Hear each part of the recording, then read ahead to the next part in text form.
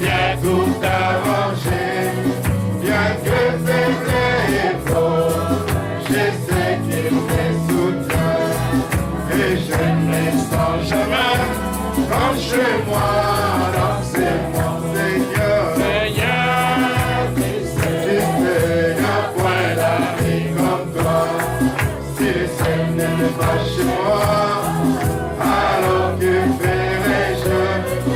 Les anges m'effraient depuis la porte du ciel, et je ne me sens jamais comme chez moi dans ces mondes. Dans les pays de gloire, nous vivrons à jamais. De tous côtés le sein, des victoires dans les champs, des appelés de louanges qui montent vers le ciel.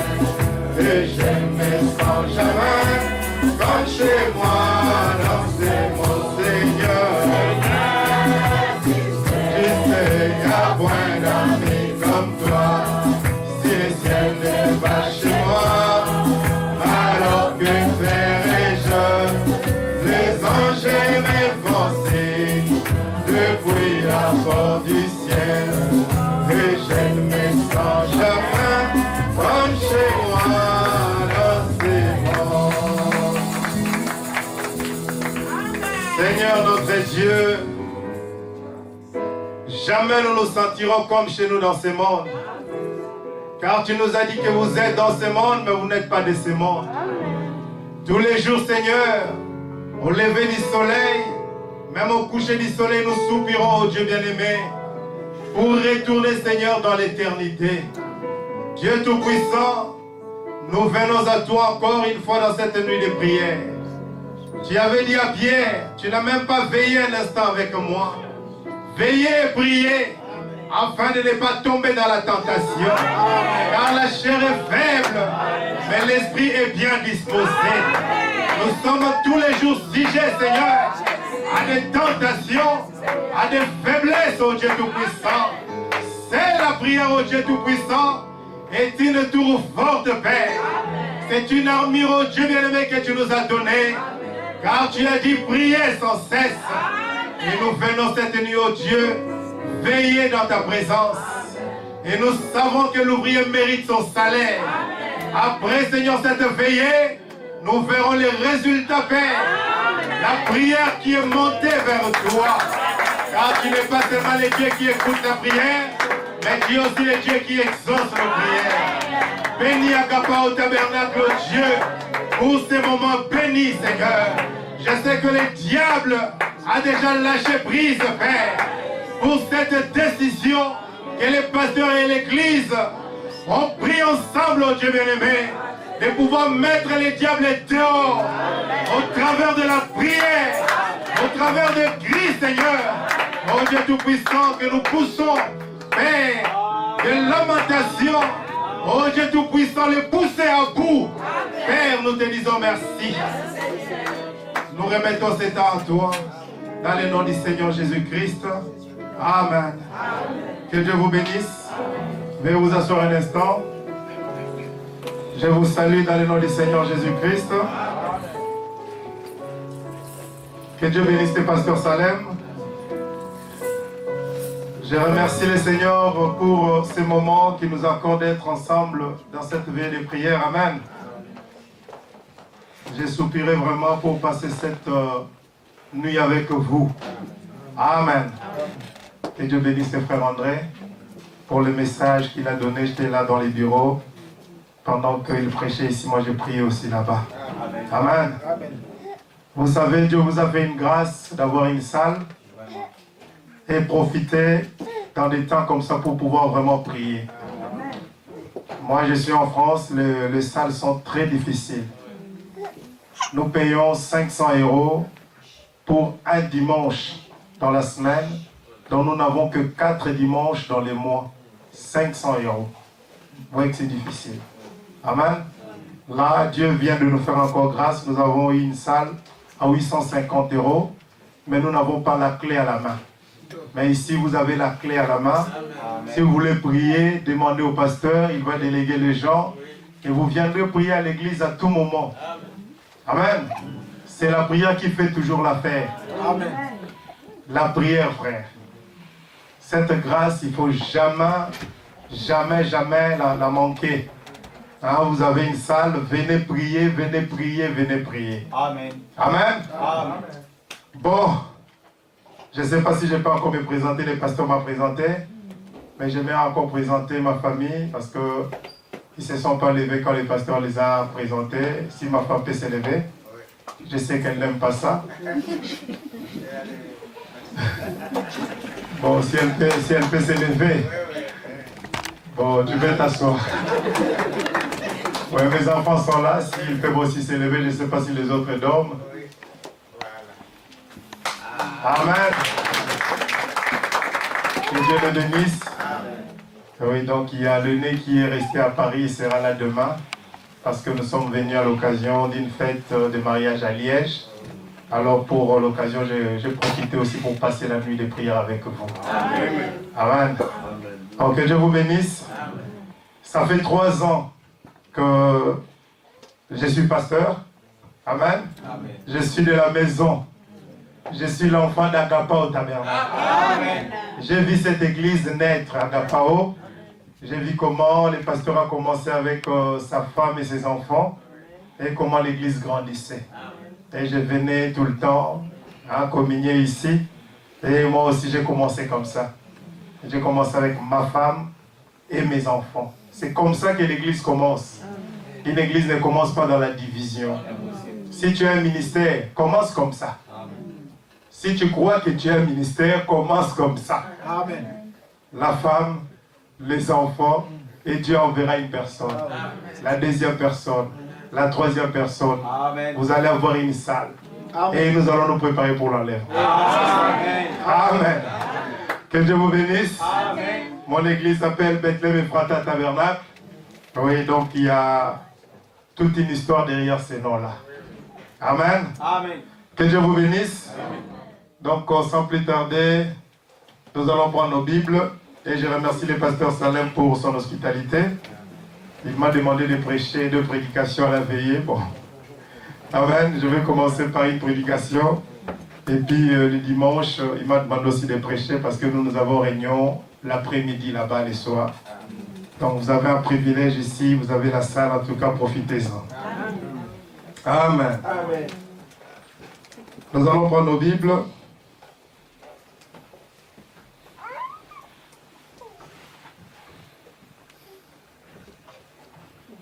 Je vais commencer par un message que j'ai prêché dans mon église, que j'ai intitulé « Arrive-t-il à Dieu de changer sa pensée à propos de sa parole ?» Amen. Amen. J'ai prêché 3 dimanches là-dessus dans mon église et j'aimerais aussi la partager avec vous. Amen. Amen. Amen. Prenons dans 2 Samuel chapitre 16, versets 5 à 14.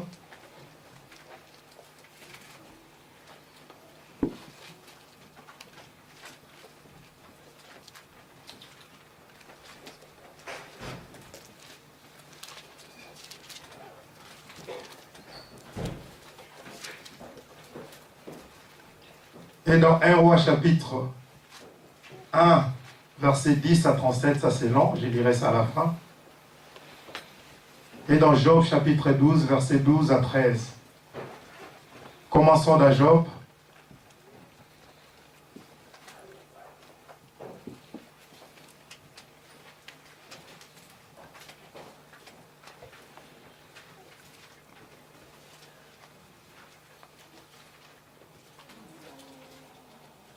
Job chapitre 12, verset 12 à 13.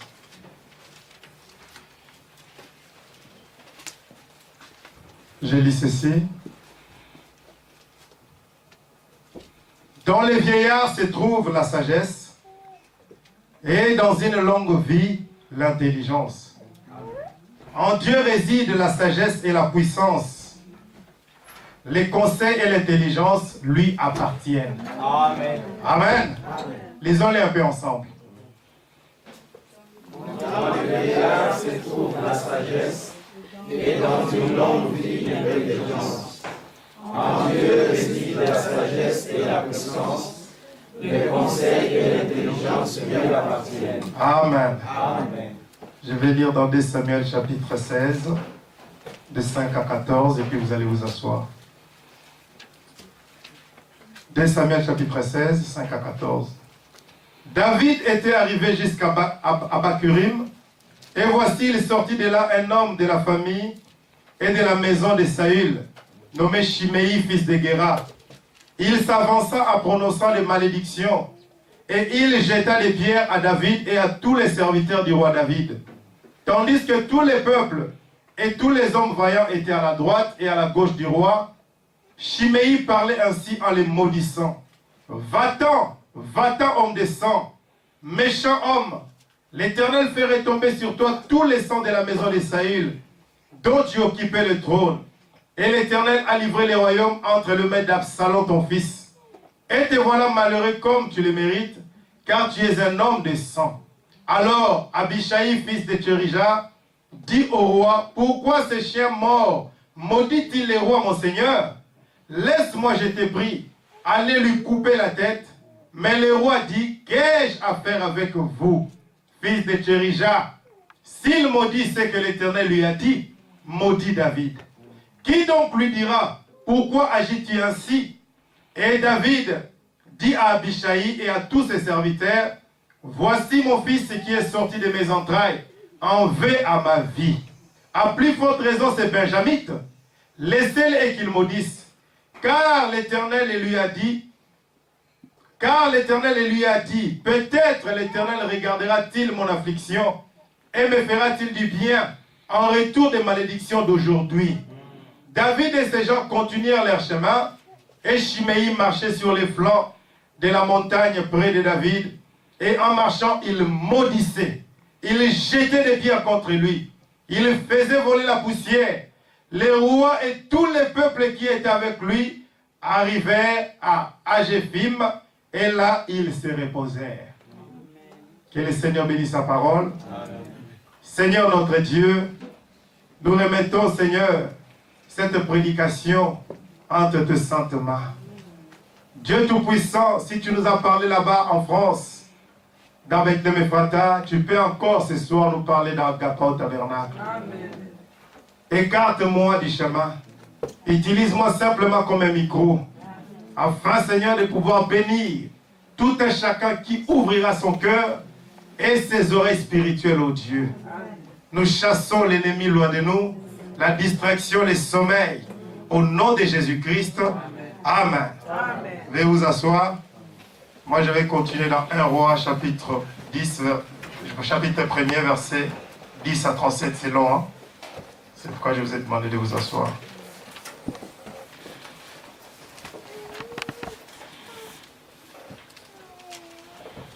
Amen. Amen. Dans 1 Roi, chapitre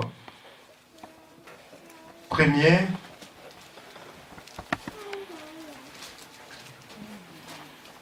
j'ai lu à partir du verset 10 jusqu'à 37, c'est une longue histoire.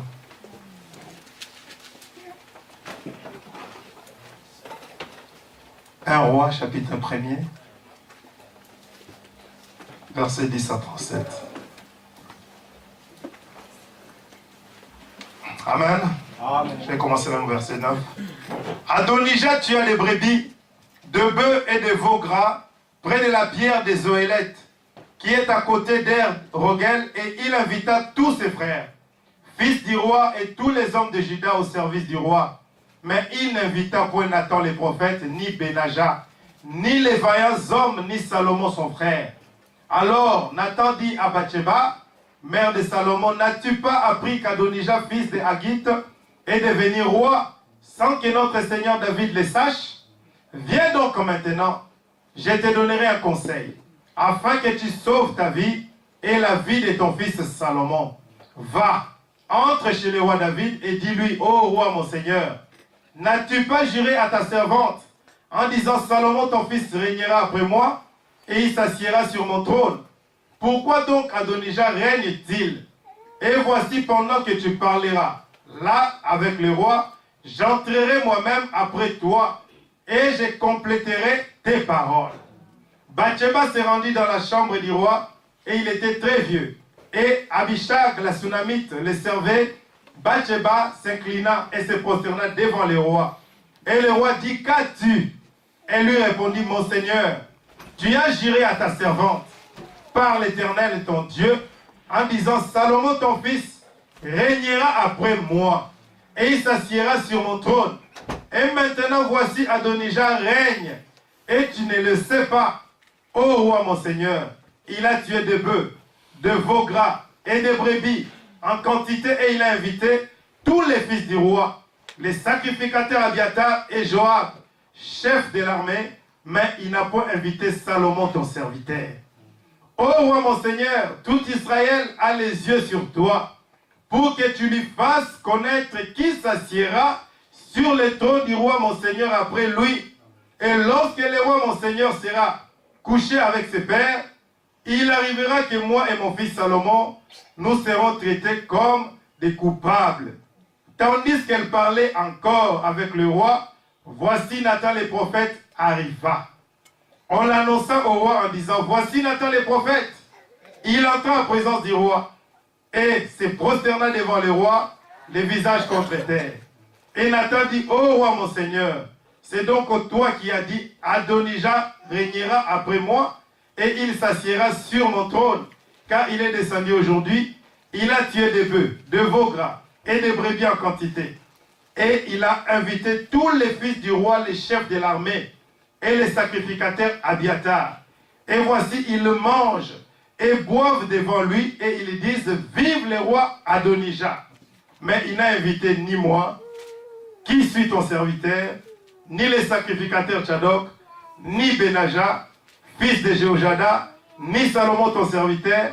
Est-ce bien par ordre de mon Seigneur le roi que cette chose a lieu, et sans que tu aies fait connaître à ton serviteur qui doit s'asseoir sur le trône du roi, mon Seigneur après lui? Le roi David répondit, appelez-moi Bathsheba. Elle entra et se présenta devant le roi. Et le roi jura et dit, l'Éternel m'a délivré de toutes les détresses vivants, ainsi que je te l'ai juré par l'Éternel, les dieux d'Israël, en disant, Salomon ton fils régnera après moi. Amen. Et il s'assiera sur mon trône à ma place. Amen. Ainsi ferai-je aujourd'hui. Bathsheba s'inclina les visages contre terre et se prosterna devant le roi, et elle dit, vive à jamais mon Seigneur le roi David. Amen. Je vais m'arrêter là, vous allez continuer. Amen. Amen. Que le Seigneur bénisse sa parole. Amen. C'est une prédication que le prophète a prêchée le 18 soir avril 1965. Amen. Amen. Donc je n'ai pas inventé les titres. Arrive-t-il à Dieu de changer d'avis à propos de sa parole? Donc je l'ai prêché 3 réunions de dimanche, donc 3 semaines. Et ici je vais essayer de condenser ça à 1 heure peut-être. Amen. Amen. Je vous salue encore dans le nom du Seigneur Jésus-Christ. Amen. Salue un peu ton frère, ta soeur qui est à côté. Dis-lui, ne dors pas.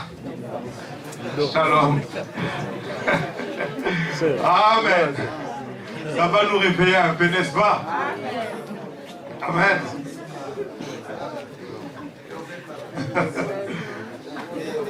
Amen. Déjà les frères, André nous a secoué là, donc le sommeil est déjà parti. Amen. Arrive-t-il à Dieu de changer sa pensée au sujet de sa parole? C'est une question, hein? La brochure est là. Non, jamais. Dieu ne peut jamais changer sa pensée au sujet de sa parole. Amen. Qui est avec moi? Dites Amen. Amen. Parce que si vous servez un Dieu qui change tout le temps de pensée, ce n'est pas notre Dieu. Amen. Dieu ne peut pas te dire quelque chose aujourd'hui. Et demain, il vient et dit non, Madoufouana, j'ai commis une erreur. J'ai commis une erreur. Ce n'est pas toi le pasteur d'Agapa au tabernacle.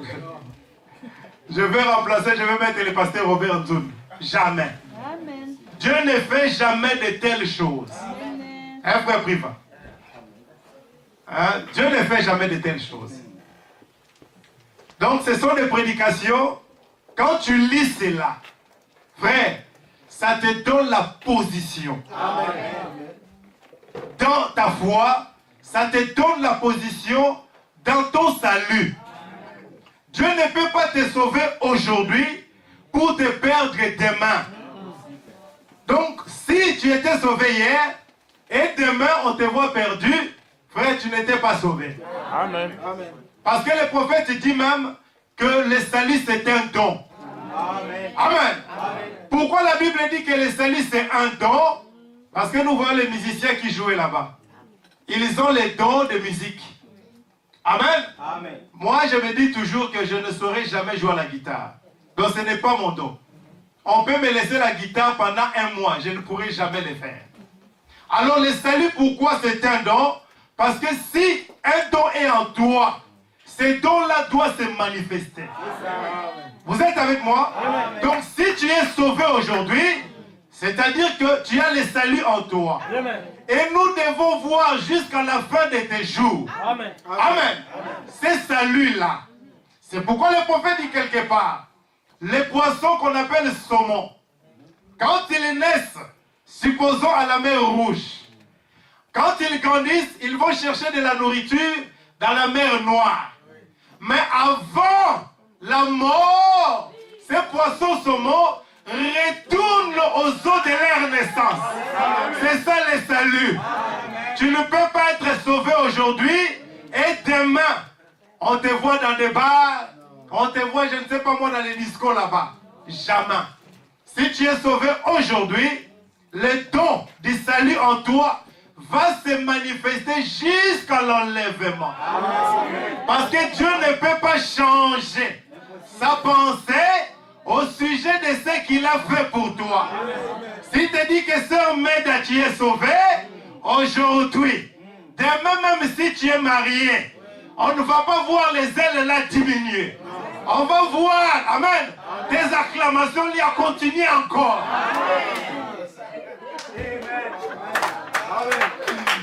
Amen. Moi, depuis que je suis devenu marié, je ne sais pas moi quoi. Donc les enfants me préoccupent. Non. Les enfants ne peuvent pas vous préoccuper. Amen. Si on voit le zèle que tu avais avant, de taper les mains, de chanter à l'église, de servir le Seigneur, nous verrons cela jusqu'à la fin. Amen. Oui, donc c'est une longue prédication. Le prophète a parlé surtout de Balaam dans cette prédication. Mais nous allons parler un peu de David. Amen. Amen. La même inspiration, les mêmes prophètes. Nous allons parler de David ici.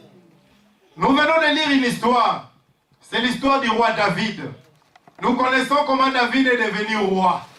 Amen. Amen. La Bible nous dit que Israël avait demandé à Dieu la loi. Dieu, ce n'est pas lui qui avait cherché à donner la loi à Israël.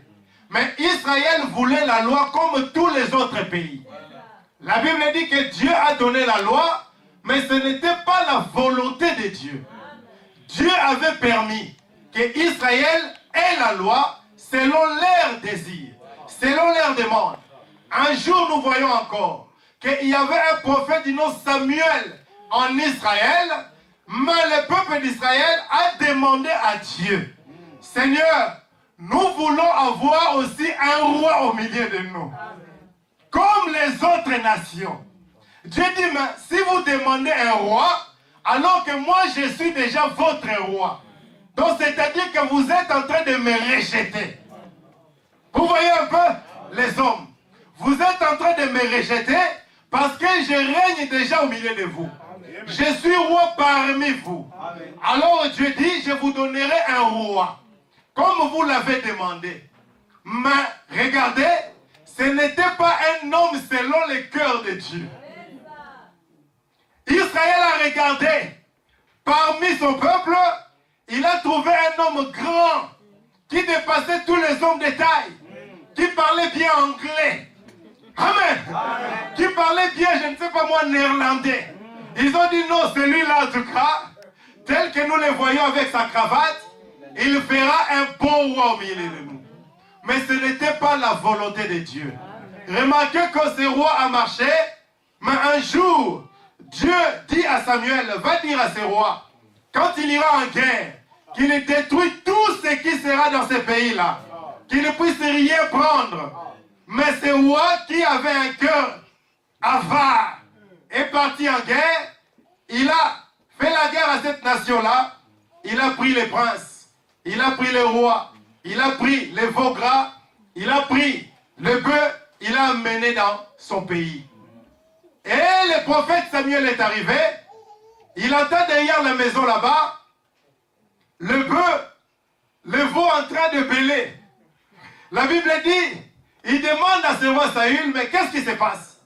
Oh non, mon prophète, j'ai pris ces choses parce que je vais les offrir à Dieu. Mais qu'est-ce que Dieu t'avait dit? Est-ce que Dieu peut changer sa pensée au sujet de sa parole? Non. Remarquez, Dieu dit au prophète Samuel que maintenant, je divise le royaume de Samuel. De Saül, pardon. Je vais diviser ce royaume et je vais donner cela à quelqu'un d'autre. La Bible dit que Dieu a envoyé le prophète Samuel à Bethléem Ephrata. C'est pourquoi j'aime bien ce nom-là, le nom de mon église. Jésus est né à Bethléem. Amen. Le roi David, il était de Bethléem. Amen. Caleb de Bethléem. Boaz de Bethléem. Amen. Amen. Alors Dieu envoie le prophète Samuel à Bethléem, mais regardez ce qu'il lui dit. Il dit, écoute, va oindre l'un des fils d'Isaïe. Il cache les noms. Il lui dit pas, va oindre David. Non. Va oindre l'un des fils d'Isaïe à Bethléem. Mais écoute, comme il y a Saül qui règne encore, s'il apprend que Dieu est descendu à Bethléem, il va se faire des idées. Alors pour aller là-bas,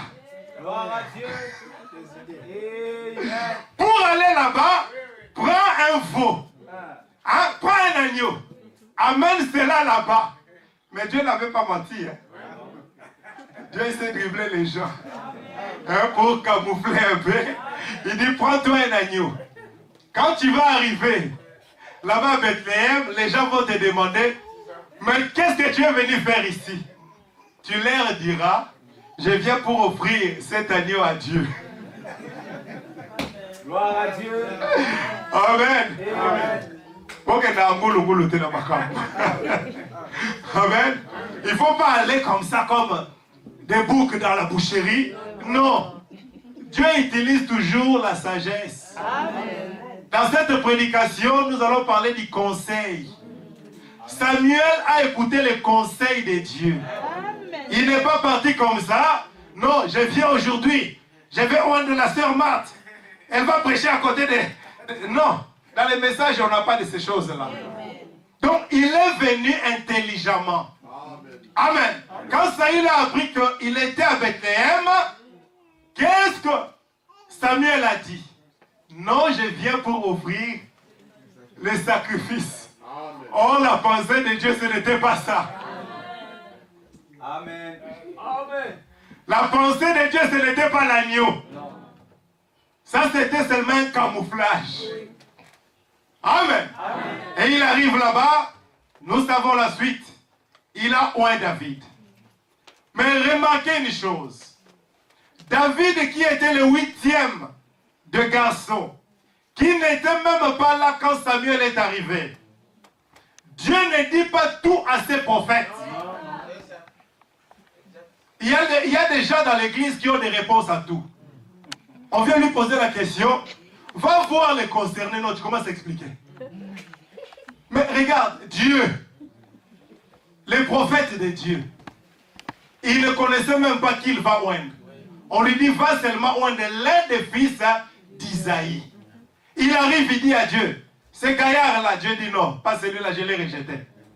Mais celui-là qui est blond, non, pas celui-là, je l'ai rejeté. Celui-là qui a les yeux bleus, non, pas celui-là, je l'ai rejeté. Mais Seigneur, alors c'est qui?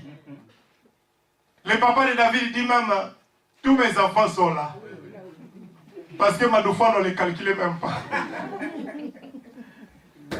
Frère, Dieu fait des choses. Hein. Amen. Il fait des choses. Les gens que les hommes ne calculent pas.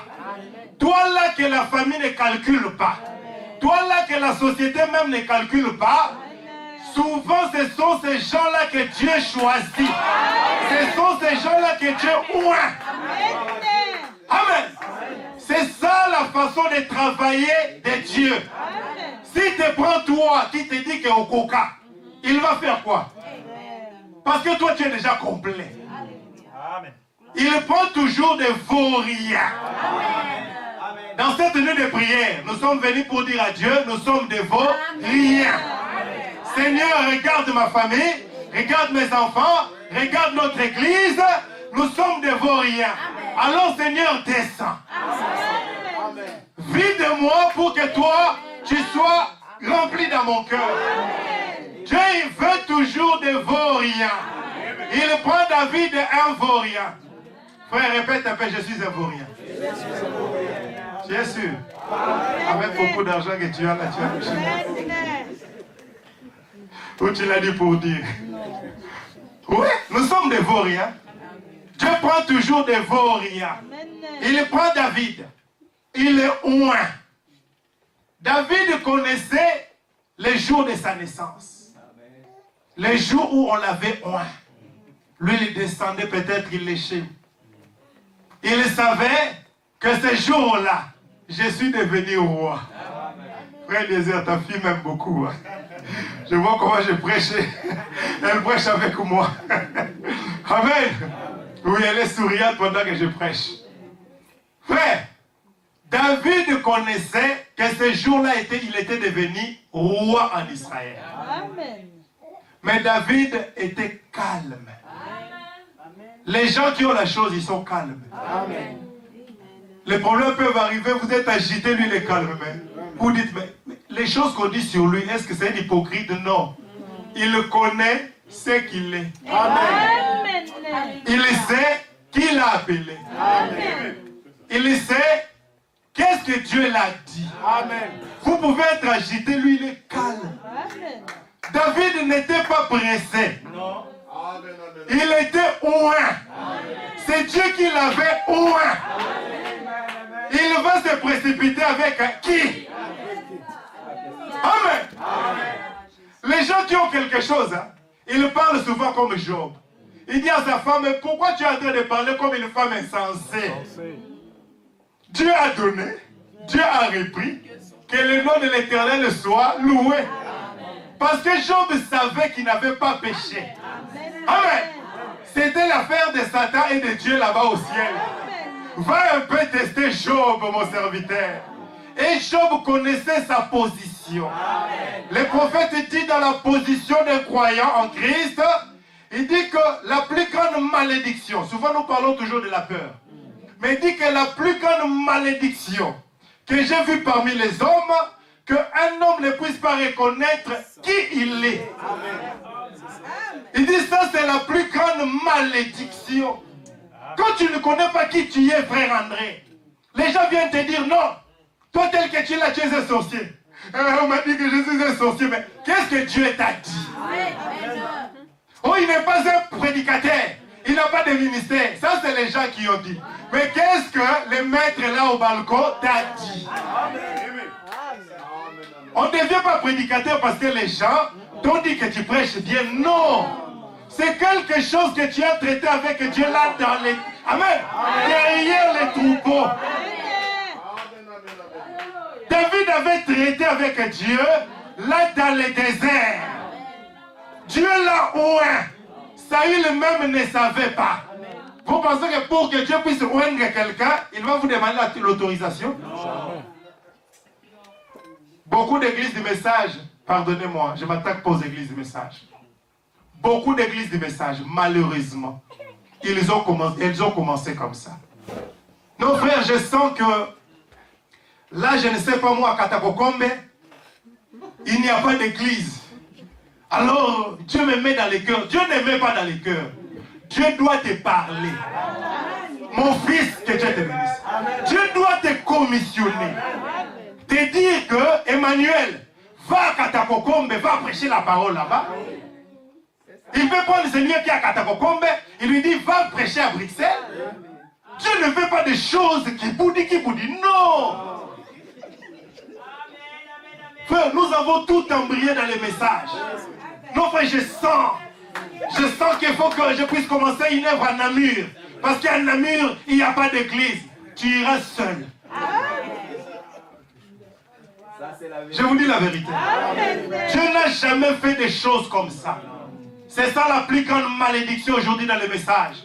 Les prédicateurs sont comme des poussins là qu'on voit qui éclosent dans des couveuses. Ils ne savent pas qui est papa, qui est maman. Ils ne savent pas qui l'a appelé. Parce que Dieu, s'il t'appelle, il sera avec toi. Tu parleras et il confirmera. Je serai avec toi comme j'étais avec mon serviteur Moïse. Tu n'as pas à te débrouiller. Comment tu peux te débrouiller? Parce qu'il est là à la droite. C'est lui qui peut te dire, Pierre, tu as pêché toute la nuit, tu n'as pas eu de poisson, maintenant je te dis, va dans les eaux profondes. Éloigne-toi un peu de la terre. Éloigne-toi du monde. Je connais une brebis là dans les eaux profondes. Entre dans la profondeur et jette ton filet. C'est lui qui est le créateur des poissons. Il connaît là où se trouve le poisson. Même si tu avais pêché toute la nuit, peut-être que tu avais marché seul. Mais quand il est là à droite avec toi, il connaît les secrets des cœurs. Il connaît là où se trouve le gros poisson. Il te dira, jette ton filet à droite. Amen. Merci Seigneur. Amen. Je me sens déjà bien. Amen. Frère, tu te sens bien. Je viens de faire ça. Tu te sens bien. Oui, frère, ici. Amen.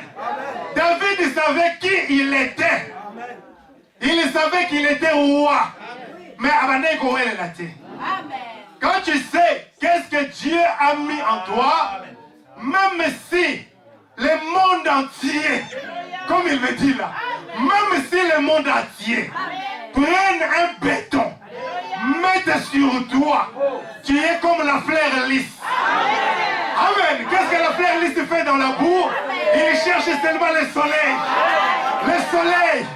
Où est le rayon du soleil? Amen. Il sort. Il déploie sa beauté. Et tout le monde dira, lui là.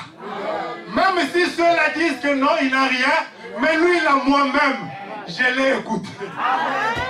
Moi-même, j'ai vu. Frère, vous êtes ballotté parce que vous n'êtes pas sincère. Toi-même, tu as vu ce que Dieu a fait en toi. Comment tu as été touché. Comment tu as été guéri. Mais tu veux faire comme les parents de cet enfant-là aveugle. L'aveugle est guéri. Alors, les pharisiens vont voir les parents. Est-ce que vraiment votre fils était né aveugle? Oh non. Allez lui demander, il est déjà adulte. Oh, mais vous étiez là. Vous connaissez. Il est déjà ballotté comme ça. Bon, je ne sais pas comment je suis arrivé là. Je retourne à mon sujet. David savait qui il était. Il était comme roi en Israël. La Bible dit à un moment donné, dans la royauté de David, qu'est-ce qui s'est passé? L'un de ses fils se lève contre lui. Du nom d'Absalom. Quand Absalom s'est levé, il a pris déjà le trône. Il a pris une partie de l'armée, comme on fait toujours en Afrique, là-bas, les putsch. Une partie de l'armée contre David. Tout le monde était contre David. Commence à ce moment-là de voir les erreurs de David. Ah, David, vraiment, tu avais fait ça. D'ailleurs, ton père avait fait ça. Il avait fait ça. Il a eu beaucoup d'erreurs en tout cas, dans son ministère. Maintenant, nous pensons que toi, le fils Absalom, tu feras un bon roi. Ça, c'est la pensée des hommes. Job 12, 12 à 13. Dans les vieillards se trouvent les conseils. Mais en Dieu se trouvent et les conseils, et la puissance, et l'intelligence. Les vieillards, amen, la sagesse. Les vieillards peuvent se réunir avec leurs conseils. Surtout en Afrique, il y a un adage que j'aime bien. Cet adage-là, pardonnez-moi ma soeur, je vais interpréter pour toi et pour d'autres. Ils disent souvent, pour justifier la sagesse des vieux, c'est vrai. Le papa tel qu'il est là, il a beaucoup à nous apprendre. Beaucoup, parce qu'il a traversé des problèmes, des âges, beaucoup de problèmes. Donc tel qu'il est là, en Afrique on dit c'est une bibliothèque vivante, ambulante. Mais, je ne sais pas, peut-être que là on va m'attendre. Bon, je vais le dire quand même. Mais en Afrique on dit, amen, la bouche d'un vieillard, même si elle sent mauvais, mais les conseils qui sortent de sa bouche sont précieux. Mais ces conseils doivent être les conseils de la parole. Ça, ce sont des adages. Maman Odette, maman Godet, maman le bien ça pour moi. Ah. Maman, tu connais.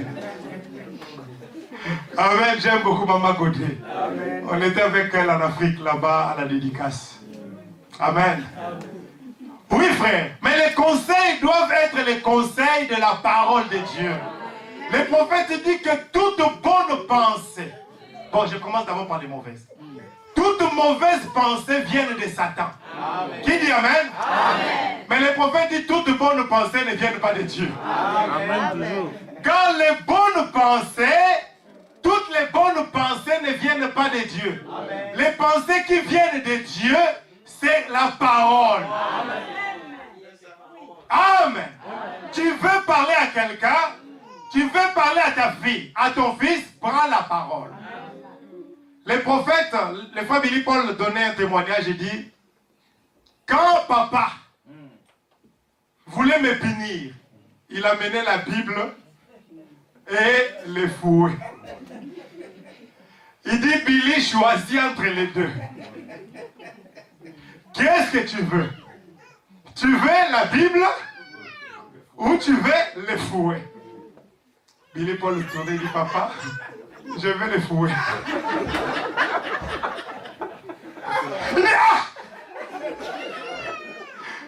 Comment tu veux les fouets?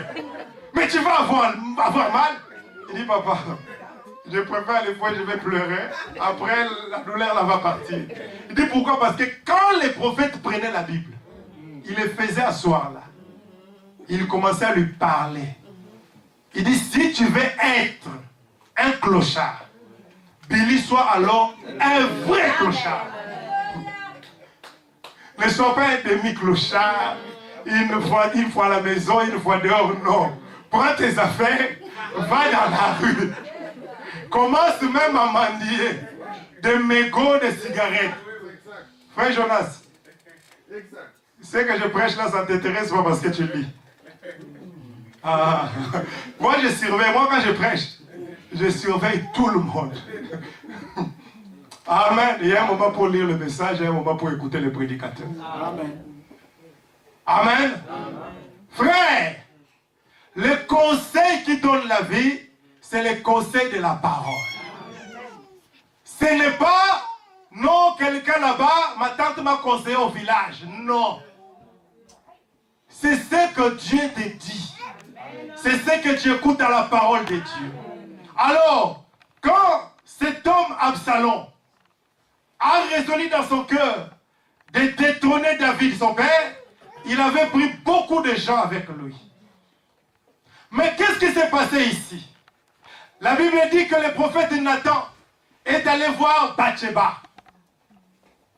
Elle va voir Bathsheba, il lui dit, mais Bathsheba, tu as appris ce qui se passe dans la ville.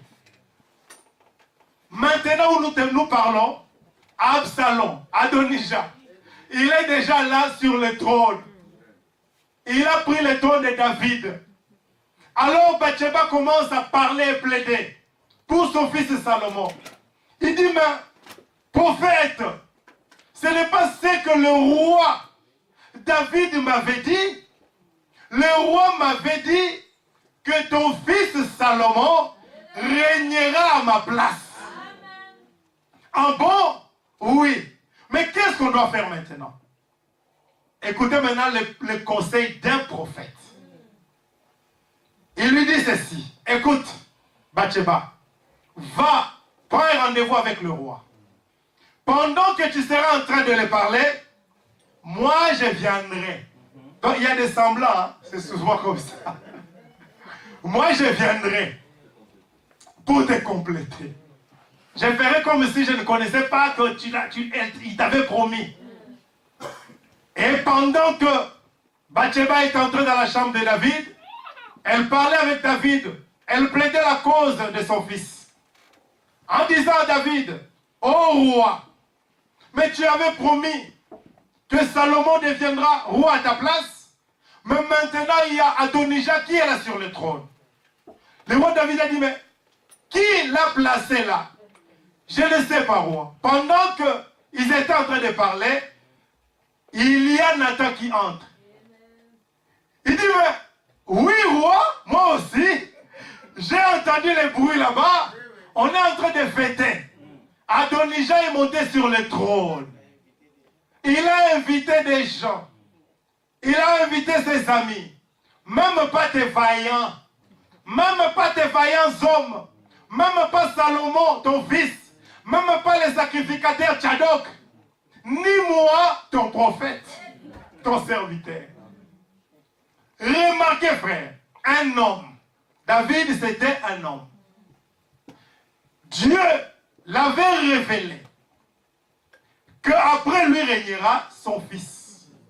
Mais parce qu'il avait donné la promesse à Bathsheba, sa femme, il ne pouvait pas changer ce qu'il avait dit. Un homme. À combien plus forte raison Dieu? Amen. Amen. Un homme, frère. Il dit qui? Adonijah? Oui. Attendez. Appelez-moi les sacrificateurs. Appelez-moi toute mon armée là. Allez-y. Détrônez cet homme-là. Faites asseoir Salomon. C'était un homme. Frère, il y a des choses que Dieu fait. Moi, je dis toujours que notre cerveau à nous, le cerveau des canards, les prophètes disent ça. Le cerveau des hommes devant la grandeur de Dieu, c'est comme un cerveau d'un canard. Amen. Qui peut comprendre la pensée de Dieu? Personne ne peut comprendre la pensée de Dieu. Si aujourd'hui Dieu avait des conseillers, même les anges, hein, disons que les anges étaient des conseillers de Dieu, et que Dieu voulait élire les frères André, les anges. Quand ils vont regarder au frère André, ils vont dire non, pas lui. C'est pourquoi quand Esaïe a vu la vision de Jésus qui allait venir, il a dit qu'il était l'admirable conseiller. Amen. Donc Dieu est son propre conseiller. Amen. Dieu n'a pas de conseiller. Il est un admirable conseiller. Amen. Pour choisir, Dieu ne demande pas le conseil à qui que ce soit. Amen. Il est souverain, que Dieu te bénisse. Amen. Souverain, ça signifie quoi? Quelqu'un qui prend des décisions et cette décision-là, il n'a pas à prendre des gens. Viens, on va décider. Non. Quand il décide quelque chose, c'est qu'il a déjà réfléchi. Frère, écoutez ce que le prophète dit. Il dit que, Amen. Amen. La parole parlait la sémence originelle. Dieu, avant de prononcer une parole, Dieu réfléchit aussi comme vous. S'il veut choisir, Amen. Je ne sais pas qui, Maniada là-bas, Dieu n'a pas de conseil à vous demander. Dieu veut choisir le frère Paulin là-bas. il commencera à vous demander, non, je vais prendre des pollets. Non. Dieu, il connaît comment Paulin va naître. Amen. Même si les grands-pères de Paulin étaient sorciers dans les villages, Dieu s'en fout. Lévi était dans les reins d'Abraham. 4 générations avant. Frère, si nous commençons à réfléchir sur Dieu, nous deviendrons fous. Je vous dis la vérité. Dieu, quand il fait des choses, Rebecca n'accouchait pas. Dieu vient souffler à Rebecca. Rebecca, tu auras des fils. Et les plus petits dominera sur les plus grands. Tu écoutes Rebecca. Rebecca dit Amen. Rebecca devient enceinte. Le jour de la naissance des enfants, les sages femmes sont venues. Elles ont crié Rebecca, nous voyons quelque chose d'étrange ici. Nous voyons un enfant derrière qui tient les talons de celui qui sort. Rebecca, elle connaissait le secret. Le prophète dit que Jacob désirait les doigts d'aînesse depuis le ventre. Jacob désirait les droits d'aînesse.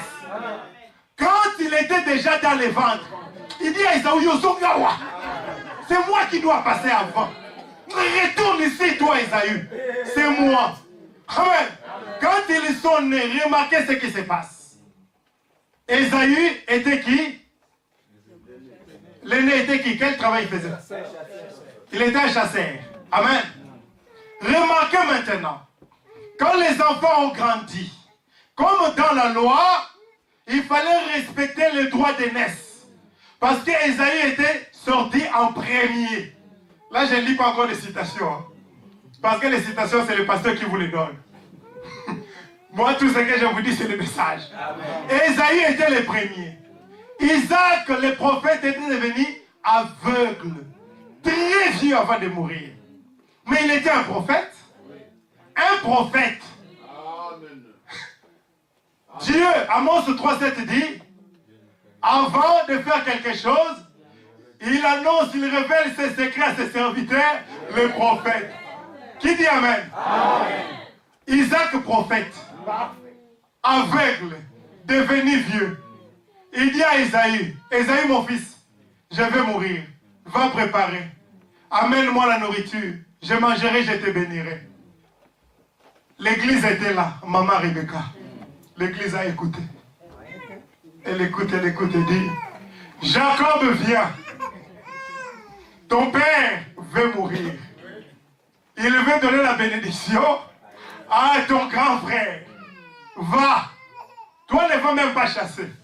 Va seulement là dans la bergerie. Alléluia. Les conseils d'une mère. Mais remarquez ces conseils. Qu'est-ce que cela a produit? Parce que je vais vous donner les types des deux mères dans la Bible. Amen. De Rebecca et de Hérodias. Regardez les conseils d'une mère. Est-ce que Rebecca avait menti, oui ou non? Répondez, soyez sincères. Oui. Parce que Jacob n'avait rien à voir. C'est Rebecca qui dit à Jacob, toi va, prends un veau là-bas dans la bergerie, amène. Moi-même, je connais le goût de mon mari. Alléluia. Quand il va manger, en tout cas, il est obligé de te bénir. Parce que le mari doit connaître le beau que la maman. Amen. Amen. Alors quand Isaac mange, il commence à bénir Jacob. Écoutez ce que Isaac a dit. Parce que ses yeux étaient devenus aveugles. Il ne voyait pas devant lui. Il touche le corps de Jacob, il dit, le corps que je touche, c'est vraiment comme le corps d'Ésaü. Mais la voix, c'est la voix de Jacob. Mais comme personne n'était là quand je lui parlais, en tout cas, je crois que c'est toi, Ésaü. Je ne sais pas qui tu es, hein, mais moi, je t'ai béni. Les dieux d'Abraham, les dieux d'Isaac, j'ai béni aujourd'hui mon fils Ésaü. Mais il est en train de bénir Jacob. Il n'avait pas dit j'ai béni Jacob. J'ai béni aujourd'hui mon fils Esaïe. Amen. Il bénit. Il bénit. Il bénit. Il finit de bénir. Jacob regardez. Amen, papa. Amen. Mais on le bénissait au nom d'Esaïe. Pas même à son nom. Mais la bénédiction était déjà entrée. Amen. Quand ça entre, qui peut changer cela? Amen. Remarquez, Jacob part, Esaü remplace. Père, je t'apporte la nourriture. Il dit, mais qui j'ai béni tout à l'heure? Papa, ça doit être Jacob. Il a toujours voulu prendre ma bénédiction. Bénis-moi aussi, papa. Que Dieu te bénisse.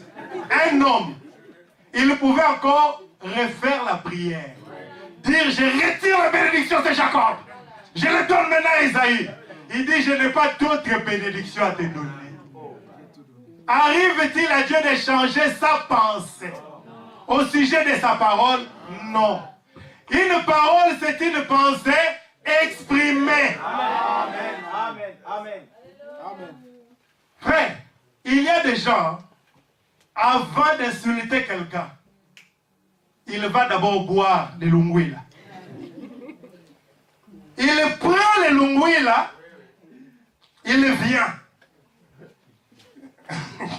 Je sens des noms bizarres parfois. Tu connais les lungwila, frère? Ah, tu vois, c'est pourquoi il n'a pas réagi. Les Haguenais. Donc, la boisson forte là. Il va prendre cela, il vient. Il commence à te parler. C'est comme l'oncle de ma femme. Bon, je ne parle pas de mal de lui. Il est déjà mort. Ma femme me disait, avant d'épouser et sa tante là, cet oncle là venait même, il montait sur l'arbre. Quel amour! Donc, il dort sur l'arbre parce que demain matin, il doit voir ça fréquenter. Il dit, il ne faut pas partir chez eux, c'est loin. Il reste sur l'arbre. Mais quand ils sont restés pendant un temps, cet oncle-là, quand il venait à la maison, bien drink. Yope, moi si yo. Batanga, basi, batanga, payo. Ce n'est pas qu'il le fait là. Il avait déjà résolu. Maintenant, pour le dire, il va prendre quelque chose qui va lui donner la force. Vous êtes avec moi, Église? Parce que la parole, c'est une pensée exprimée. Oh non, il m'a insulté. Il avait déjà réfléchi. Il avait déjà médité. Je vous dis la vérité, frère. Mais il cherche quelque chose pour lui donner la force. Il vient et commence. Pas. C'est pourquoi le prophète dit qu'un homme qui a conçu le péché en lui, s'il ne brise pas les disques, c'est comme l'informatique. Les disques, on ne prend pas, voir la poubelle là, on met sac poubelle. Mais les gens qui connaissent, il va voir, il va ressortir. Tu as une mauvaise pensée, oh je vais quitter Agapao. Frère, si tu n'es pas parti voir le pasteur, dire au pasteur, j'avais dit que je quitterai Agapao. Mais pasteur, je viens retirer ces paroles. Tu ne quitteras pas. Tout ce que vous avez dit là, ce sont des pensées exprimées. Pour que ça ne puisse pas se réaliser, vous devez détruire, formater les disques. Confessez, repentez-vous. C'est ça la vraie repentance. C'est comme la grossesse. Quand ça entre, on ne voit pas. Mais ça ne va pas derrière. Ça va toujours devant. C'est ça le péché.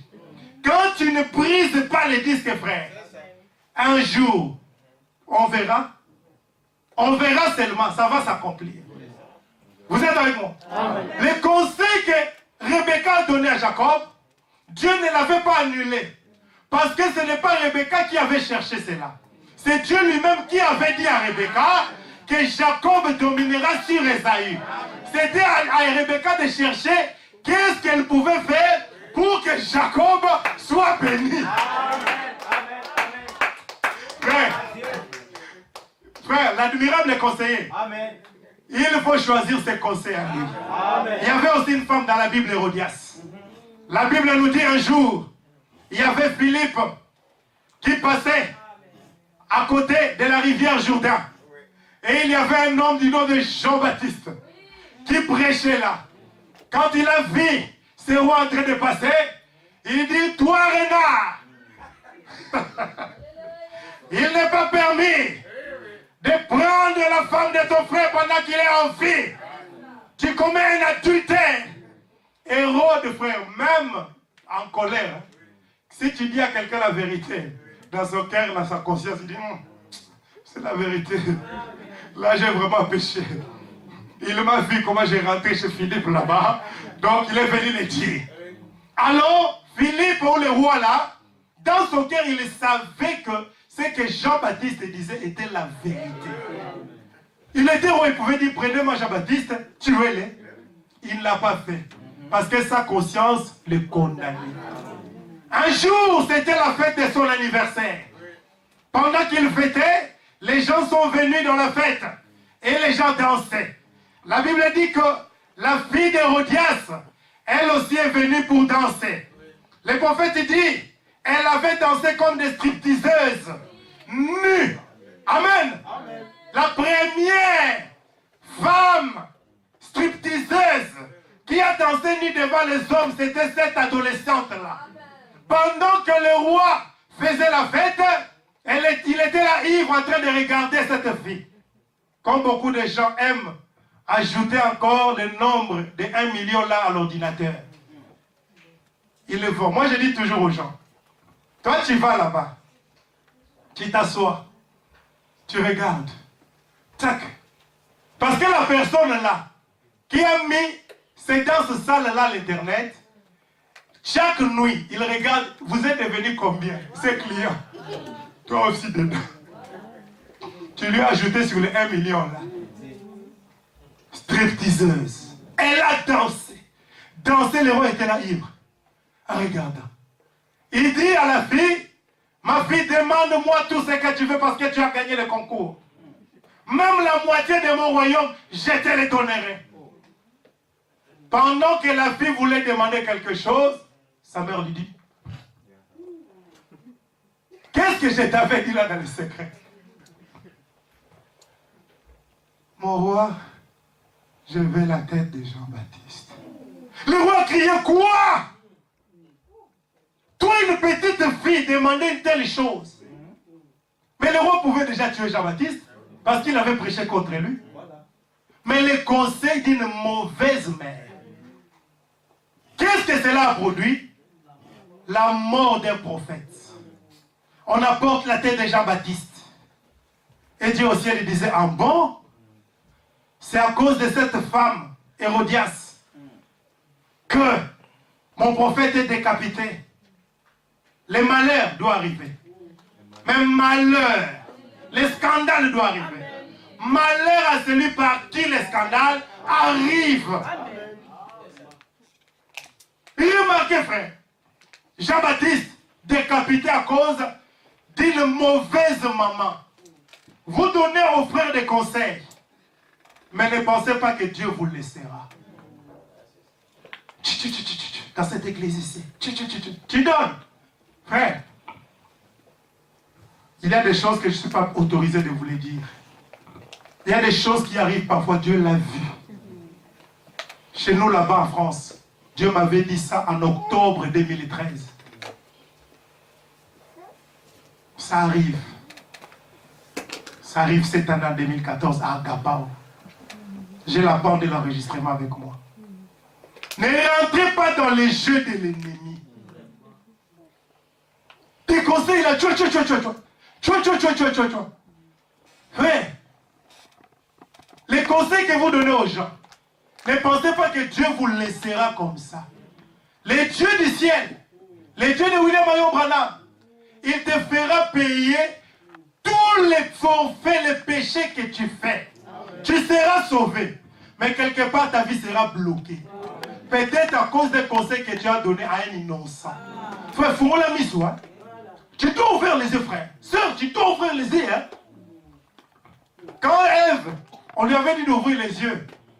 C'est à cause de cela qu'aujourd'hui, il y a la mort et tout ce que nous voyons. Le prophète dit que cette fille-là, pendant 70 générations de cette fille, elles sont mortes soit prostituées, soit des folles.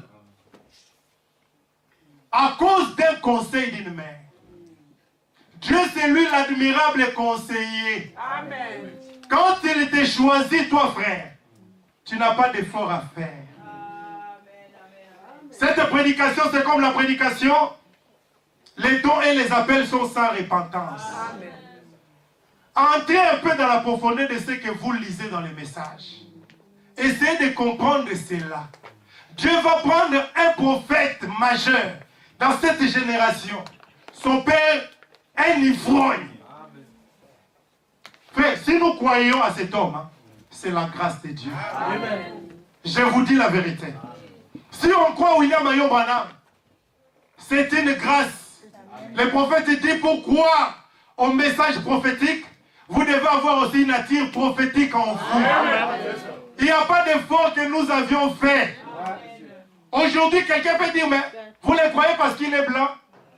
Et toi, tu crois Abraham. Il est de ta race. Vous voyez les incrédules. Donc c'est une grâce. Depuis que j'ai commencé, je n'ai même pas lu une citation. Bon, je vais lire. Amen. Amen. Oui, dans la prédication, les invasions des États-Unis, je vais arrêter. Et je vais remettre le micro au pasteur. L'invasion des États-Unis. Au paragraphe 145 à 148. Amen. Écoutez ceci, frère. Vous êtes avec moi? Amen. Vous ne dormez pas? Non. Ça entre, hein? Mais ça donne la réflexion. Hein? Ah, merci, pasteur. C'est bon, hein? C'est bon? Amen. Frère Priva, c'est pas bon? Je te regarde. Amen. Oui. Le prophète dit ceci. Cette nation, je commence à 143. Cette nation doit pleurer à chaudes larmes et non rire aux larmes et faire du théâtre. Cette nation doit tomber sur ses genoux dans la repentance. C'est ça qu'il nous faut. Pas un réveil visant à faire entrer beaucoup de gens dans l'église, non. Il nous faut fermer tous les débits d'alcool. Mettre un terme à la cigarette, démolir les fabriques, lancer une vraie campagne du Saint-Esprit à l'ancienne mode, où hommes et femmes, jour et nuit, plaireront la face contre terre. Je vous l'ai dit, ce sera l'abri le plus sûr que cette nation aura jamais eu. C'est vrai. Que Agapa au tabernacle arrête ces idioties. Parce que là, il parle Branham tabernacle. Que Agapa au tabernacle arrête ces idioties. Qu'on se retrouve ici à l'hôtel. Et qu'on se mette en règle avec Dieu. Qu'on fasse la paix avec les voisins. Et ainsi de suite comme ça. Et qu'on se mette en règle avec Dieu. Il n'y aura plus de querelles et d'histoires à ne plus en finir. Ce sera le lieu qui attirera le monde entier. C'est exact. C'est la vérité. Amen. Amen. Je continue si le prophète dit que Dieu a toujours tenu des conférences. Dieu a toujours tenu des conseils. La Bible nous dit qu'un jour, amen, il y avait un roi. Moi j'aime raconter l'histoire comme ça. Comme si vous ne connaissez pas. Il y avait un roi appelé Akab. Et ce roi-là était déjà rejeté à l'époque d'Élie. Vous êtes avec moi? Élie, amen, le prophète de Dieu, avait prophétisé sur le roi Akab que toi et ta femme Jézabel, les chiens vont vous manger et ils lécheront votre sang. Il a prophétisé. Mais nous voyons que dans le royaume d'Akab se trouvaient des faux prophètes. Des prophètes que Jézabel avait instruits selon les rites de son pays à elle. Donc, il les avait amenés dans l'idolâtrie. Mais ils avaient toujours, amen, dans leur bouche le nom d'Élohim. le nom de Jéhovah, le nom d'El Shaddai. Mais il n'adorait plus le vrai Dieu. La Bible dit qu'un jour, Akab voulait aller en guerre. Alors, il va voir son frère Josaphat. La Bible nous dit que Josaphat est venu en disant à son frère Akab, consultons d'abord Dieu avant d'aller en guerre. Nous devons consulter Dieu. Akab a dit, oh mon frère, c'est une bonne idée. Moi j'ai des prophètes ici, dans mon pays. J'ai des prophètes ici, dans ma maison. On va consulter des prophètes. On appelle tous ces prophètes-là. Ils ont consulté Dieu par ces prophètes. Tous ensemble ont prophétisé. Frère, c'est pourquoi la Bible dit les conseils et l'intelligence, la sagesse appartiennent à Dieu. Amen. Ce n'est pas le nombre de conseillers. Frère, moi, tout le monde, le monde entier. Je dis tout le monde. Le monde entier peut me dire, tu n'as pas de ministère. Je vous dirai, Jéro. Je connais celui qui m'a appelé. Amen. Je sais qu'est-ce qu'il m'a dit. Amen. Et toi, qu'est-ce que Dieu t'a dit? Qu'est-ce que Dieu t'a dit? Oh, merci Seigneur Jésus. Tu veux que qui confirme ton ministère? Qui? Dieu. J'aime quand il donne son témoignage. Je ne peux qu'aimer parce que je suis dans la même lignée. Que Dieu m'avait appelé, Dieu m'avait dit. C'est ça sa force. Amen, amen, amen. Si Dieu ne t'a rien dit, assis-toi. Frère, moi j'ai 6 enfants. Si Dieu ne m'a rien dit, frère, c'est un travail difficile. Je vous dis la vérité. Amen. Tu dois connaître qui t'a appelé. Amen. Amen. Tous les prophètes sont venus. Oui, ainsi dit le Seigneur. Montez, vous allez gagner la guerre. Vous allez gagner. Josaphat a écouté et dit, ça sonne pas bien. Un homme que Dieu a rejeté. Il y a des hommes que Dieu a déjà rejetés. Saül, Dieu l'avait déjà rejeté. Mais il était là comme vous voyez avec la couronne. Il marchait. Dieu avait déjà choisi David. Mais David ne fait pas d'effort. Si tu vois quelqu'un en train de se battre, je vais prêcher.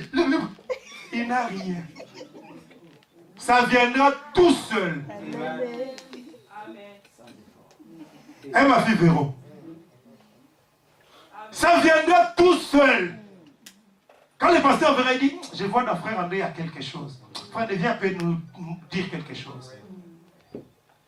Frère Béni, viens. Hey, non, pasteur, je ne sais pas si tu dis comme ça. Non, j'ai dit seulement. Eh, ma vie,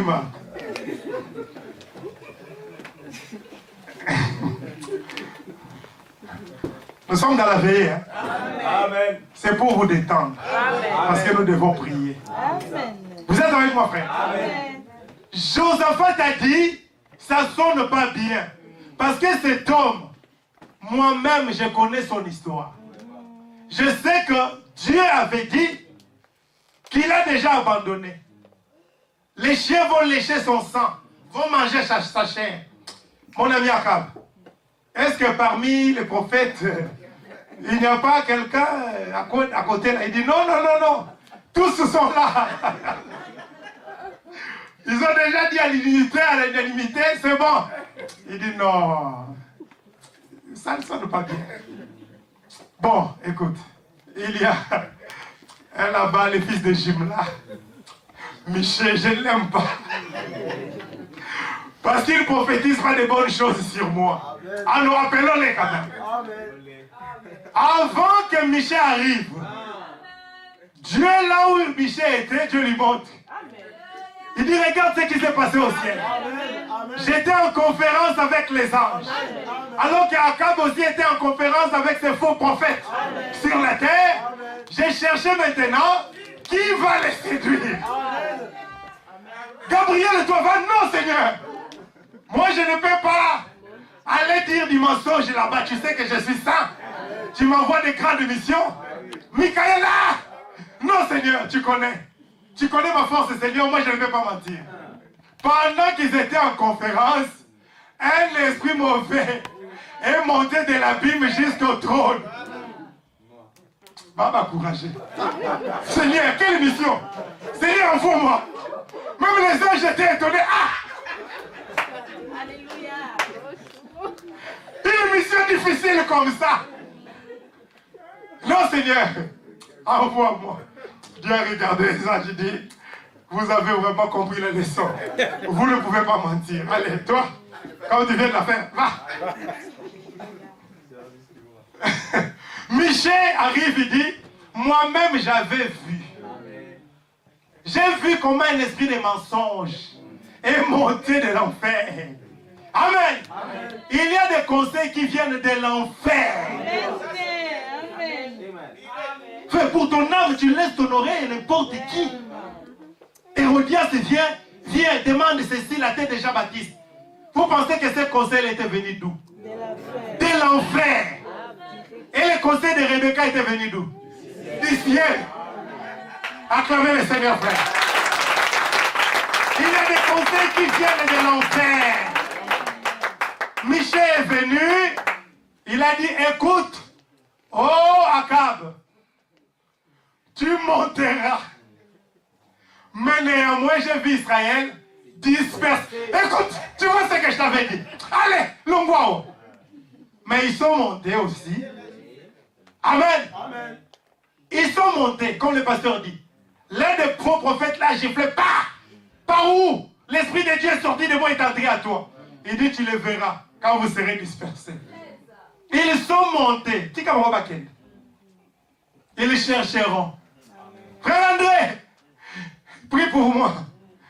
Frère Béni, prie pour moi, frère. Dieu n'abandonne jamais ses élus. Amen. Amen. Quand quelque chose a commencé selon la parole, même s'il n'y a que 2 personnes, le prophète dit 2. Une personne, avec Dieu, c'est la majorité. Amen. Mais c'est ça ma consolation. Que je sois seul là, avec Dieu. Tu te réveilles, Dieu te dit, va, tu feras telle chose, telle chose. Frère, je vais vous raconter un témoignage avant de rentrer dans ce que je dirais. Si le pasteur Salem n'est pas important pour le monde entier, mais pour vous, il est précieux. Amen. Amen. Surtout pour moi. Amen. Il doit être précieux pour moi. Si pour toi, je dis dehors, pas vous, si pour toi là-bas, il n'est pas précieux, mais pour moi, il est précieux. Amen. Pour frère André, il est précieux. Amen. Parce que si quelqu'un peut laisser la chair à un homme, c'est qu'il l'aime. Amen. Que personne ne puisse détruire votre confiance à votre pasteur. Avant de partir à Kinshasa, pardonnez-moi pour ce témoignage, je le donne quand même, c'est plus fort que moi. J'ai dit, Seigneur, je n'avais même pas dit au pasteur, ni à ma femme, il y a des secrets, toi et Dieu. J'ai dit, je pars à Kinshasa. Seigneur, je veux que le pasteur Barouti puisse consacrer mon ministère. Ça fait 3 ans de pastorat, je veux qu'il me consacre au ministère. On a fait le programme avec le pasteur. Le pasteur Barouti m'a dit, vois avec le pasteur Salem, et puis nous allons nous rencontrer à 3. Mais je ne lui avais pas dit ma mission à moi, ni à ma femme. Mais j'ai dit à Dieu, moi je pars à Kinshasa, mais toi précède-moi.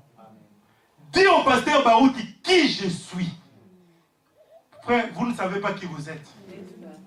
Quelqu'un viendra te bouger, pas te tendre, comme il est là. Et on m'a dit que je ne suis pas un prédicateur. J'ai dit à Dieu, précède-moi. J'arrive à Kinshasa le samedi. Le dimanche, j'étais à l'église. Lundi, mardi, je vais dans une église à Kinshasa. J'arrive là-bas dans cette église. Personne ne me connaissait dans cette église-là. C'était le jour où on était ensemble chez les frères... qui? Non. À Limité, là où vous étiez. Tu m'avais vu sur les Wewa, non? Je t'avais dit que j'étais parti à une église. Le pasteur est témoin, la moto. Parce que dans ces coins-là, moi je n'avais pas de voiture. Frère, c'est ma nature. Quand tu n'as rien, tu n'as rien. Il ne faut pas forcer. Les pasteurs étaient là bien jeep tout ça. Lui, c'est lui. Moi, je n'avais pas ça. Il venait, il me prenait là dans sa jeep comme un ministre congolais là. Lui-même, il conduisait. Une jeep là neuve. Moi, Carabouille. Je sors là avec Tantine, maman Marthe là. Robert, mais qu'est-ce que tu fais là? Sur le Wewa, j'ai dit, mais maman, il n'y a que ça.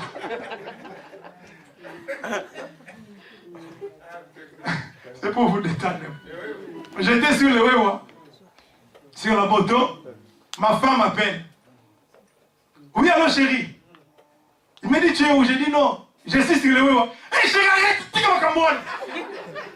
C'est pourquoi ils sont confis.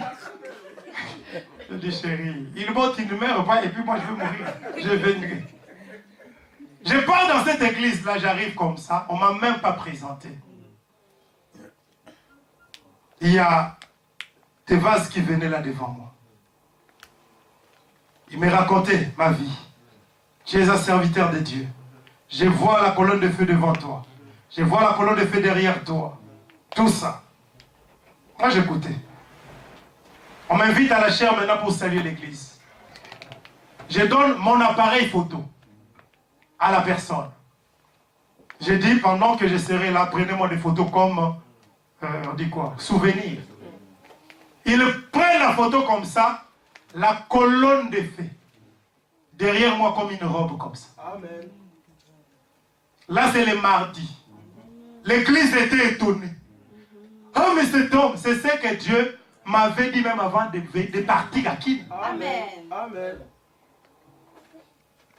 Frère, on va prêcher ce message sans la colonne de feu. Vous pensez vraiment? C'est facile. Dieu m'avait dit, tu vas là-bas, tu as déjà la chose. J'arrive là-bas, témoignage, taka. Là, c'est le mardi. Le mercredi, on était à Rigini pour la dédicace. Le jeudi, un pasteur vient me chercher. Le pasteur Jacques Bondomba.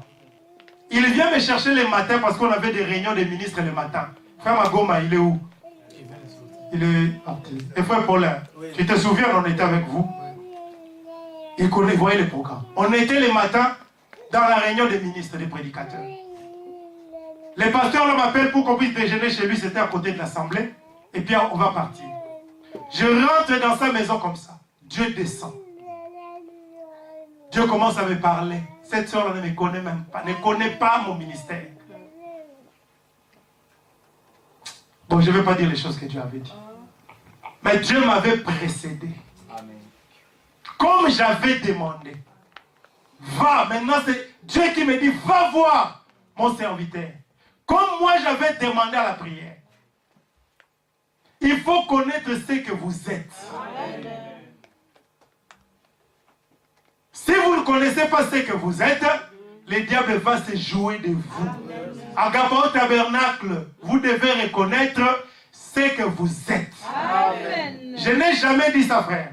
Mais permettez que je vous le dise. Vous devez connaître la personne que Dieu a mis devant vous. Amen. Si tu es là en attendant, tu seras là toujours avec des bénédictions en attendant. C'est ça. Amen. Dieu ne fait pas des choses en attendant. Amen. Non, je suis là en attendant. En attendant quoi? Voilà. Le grand pasteur, il viendra d'où? Le grand pasteur, c'est lui. Le grand pasteur, c'est la personne que Dieu a commissionnée. Amen. A dit que va, je serai avec toi. Cela suffit. Amen. Qu'il parle mal l'anglais, Oui. qu'il parle mal le français, qu'il parle mal le néerlandais, même le Kimbala, même s'il parle mal, la commission. Mais Dieu, ça règle la situation. Dieu envoie d'envoyer un homme, il fait des calculs. Ce n'est pas vous qui allez faire les calculs à la place de Dieu. Non, non. Il fait des calculs, il dit, là, je vais envoyer qui? les anges commencent à choisir. Non, tu vois l'autre là. Tu vois l'autre. À la fin, celui qui a les derniers mots, c'est Dieu. Il dit non, moi je connais son cœur. David, l'homme selon le cœur de Dieu. Regardez l'homme selon le cœur de Dieu. Regardez sa vie. Vous allez souffrir si vous regardez à la chair. Vous allez beaucoup souffrir. Il rigole trop, c'est sa nature. Même avec moi, il rigole. Vous voulez qu'il rigole comment? Vous voulez trouver quelque chose. Là où Dieu a déjà fait la conférence, il a signé. Que c'est bon. J'ai choisi Jean-Paul Mauvert là-bas. C'est bon. Toi, tu viendras maintenant dire quoi? Écoutez, je vais terminer par ça, pasteur. Je sais que c'est bon, mais je vais quand même terminer par ça. Écoutez ceci. Dans la prédication, pourquoi la petite Bethléem? Quelle prédication? Si je continue, on va rester là. Pourquoi? Regardez déjà le titre. Hein? Pourquoi la petite Bethléem? C'est encore une question. De prédication avec le titre des questions. Il y avait Silo. Il y avait Gilgal. Il y avait Jérusalem, la ville politique même. Il y avait Sion, la montagne sainte. Mais le prophète dit, pourquoi seulement la petite Bethléem? Fait des choses que Dieu fait, posez-vous la question, pourquoi? Quand tu n'as pas la réponse, laisse ça comme ça. Amen. Amen. Pourquoi la petite Bethléem? Paragraphe 29 à 41, mais je vais lire même deux citations là, c'est tout. Et puis nous allons terminer. Un point gauche. Oui. Amen. Amen. Le prophète dit ceci. Il dit, il y avait de tous les endroits qu'il y a en Palestine, alors il y a tant de grandes villes tout autour, des villes bien mieux connues semble-t-il, d'après l'histoire mieux fortifiée et plus importante.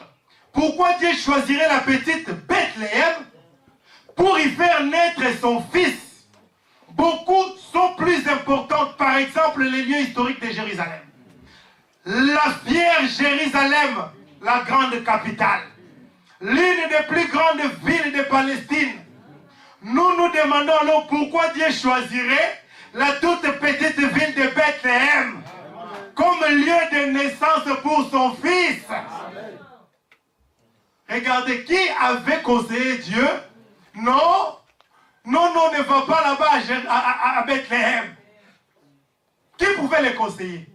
Dieu, quand il inspirait même à ses capitaines, le papa de Caleb là-bas, Salomon, de bâtir même cette ville-là, de donner même le nom de Bethléem Ephrata, c'était Dieu qui lui avait inspiré. Amen. Bethléem qui signifie la maison de pain de Dieu. Ephrata qui signifie la racine. Amen. Amen. Dieu qui est le commencement et qui est la fin, comme il devait naître, comme le pain de vie. Alors il n'a pas choisi d'autres grandes villes. Il avait choisi là où il y avait déjà le nom qui parlait de ce qui lui il était. Amen. Pain de vie de Dieu. Amen. Bethléem, la maison de Dieu. Amen. Amen. Et le prophète dit que Dieu a toujours tenu des conférences. Dans la prédication, une conférence avec Dieu. Amen. Quelle belle prédication. Une conférence avec Dieu. Au paragraphe 19, le prophète dit ceci. Et c'est ainsi que Dieu tient ses conférences.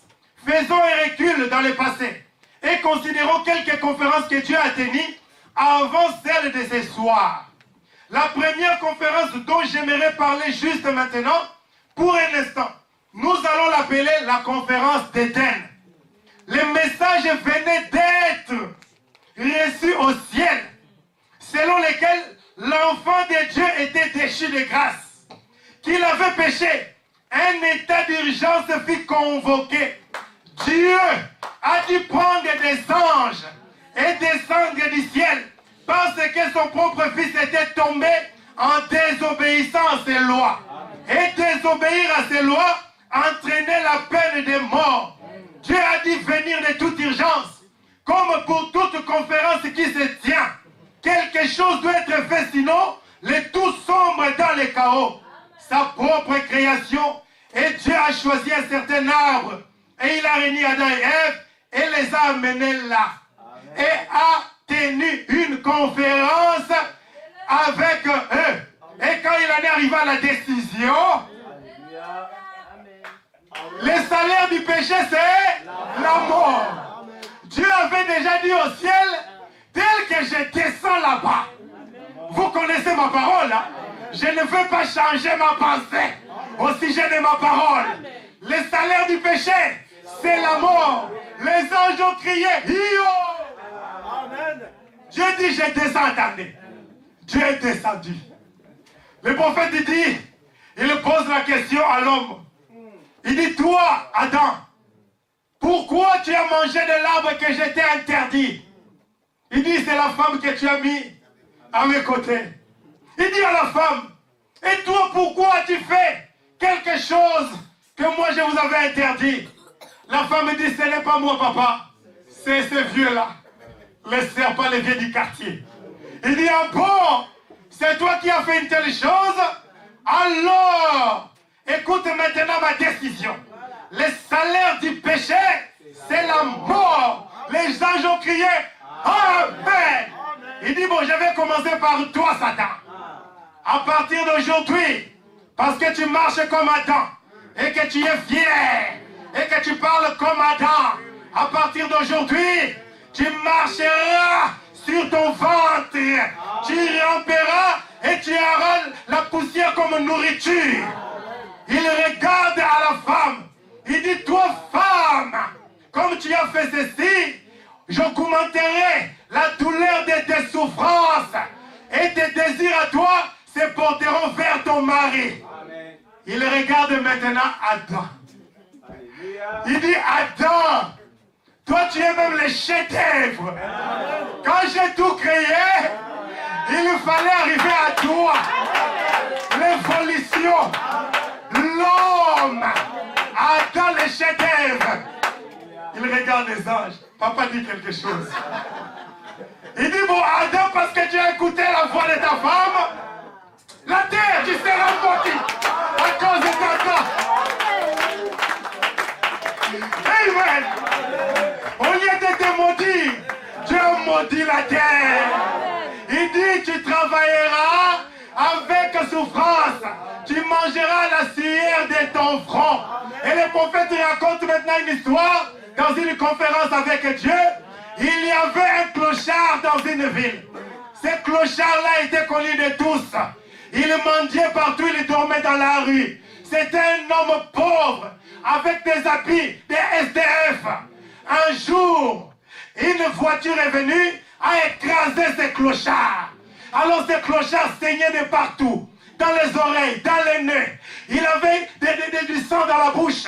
Et les pompiers sont venus. Le SAMU est venu. L'ambulance a pris ce clochard. On amène ce clochard dans un hôpital de la ville. Ils ont regardé les papiers, il n'avait pas de papiers. Ils ont dit, mais non, voyez comment il est habillé, il sent mauvais. C'est un clochard qui demande de l'argent là au coin.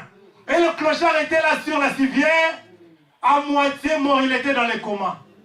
Les médecins ont dit, attendons d'abord, on doit faire une conférence pour prendre en main les cas de ces clochards. Ils sont allés dans un coin. Ils ont laissé les clochards là dans la civière. Ils sont venus. Qu'est-ce qu'ils se disaient?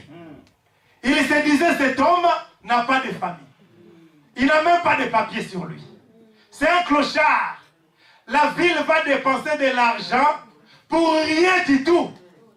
Déjà, regardez, il est inconscient. En comment il va mourir? Prenons-lui seulement, mettons-le dans la morgue. Surtout au Congo là-bas. Il y a des gens qui ne sont pas encore morts. Mais ils les mettent dans la morgue. Hein. Je vous dis la vérité. Vous attendez non quelqu'un qui tape là-bas. Il veut sauter, on prend le marteau. Boum. Je vous dis la vérité. Pendant que le clochard était là, son esprit est retourné en lui. Il écoutait ce que les médecins disaient dans ces coins-là. Ils sont venus pour l'emballer dans les papiers à lui là. Il se réveille. Qu'est-ce que vous voulez faire? Si pour vous, ma vie ne représente rien, mais pour quelqu'un là-bas, ma vie représente quelque chose. Que le Seigneur vous bénisse.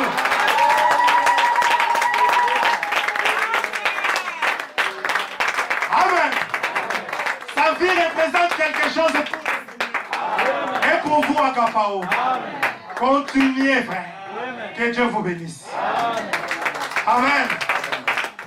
Il a veillé, hein. Je lui révèle le micro. Dieu vous bénisse.